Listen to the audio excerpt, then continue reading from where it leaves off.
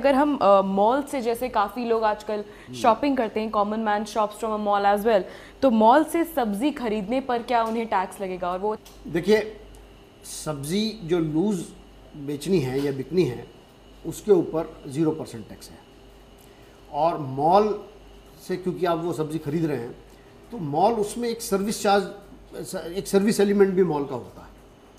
तो कायदे में 0% पे अगर आप वही सब्जी बाहर किसी सब्जी वाले से खरीदते हैं तो वो उसके ऊपर, वो क्योंकि छोटा व्यापारी होता है, छोटा बिजनेसमैन होता है, तो उसके ऊपर सर्विस टैक्स की लायबिलिटी नहीं बनती जी। आज के करंट जो अभी तक रेजिम था और जो सर्विस टैक्स का वो था।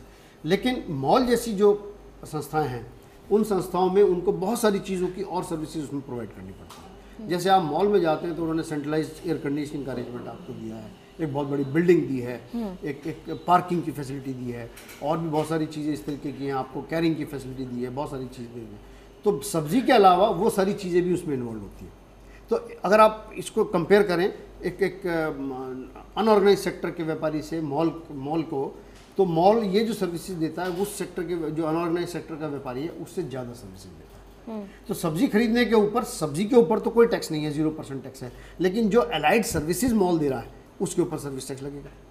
तो अभी ये धीरे धीरे इसका मैकेनिज्म बनेगा कि कायदे में तो जो सर्विस एलिमेंट उसका है वो एक टैक्सेबल एलिमेंट है, क्योंकि मॉल नॉर्मली उस थ्रेशोल्ड लिमिट से ऊपर आते हैं, उनकी टर्नओवर 20 लाख रुपए से ज़्यादा है। जैसे जीएसटी के अंदर 20 लाख रुपए तक की जिन लोगों की टर्नओवर है उनको टैक्स में रजिस्ट्रेशन लेने की जरूरत नहीं है या उनको टैक्स देने की भी जरूरत नहीं है। तो अगर आप देखें तो मॉल एक बहुत बड़ी संस्था हो जाती है। जब मॉल बड़ी संस्था हो जाती है तो उनकी टर्नओवर 20 लाख रुपए से ज़्यादा हो जाती है। जब 20 लाख रुपए से ज़्यादा हो जाती है तो वो टैक्स नेट में आ जाते हैं।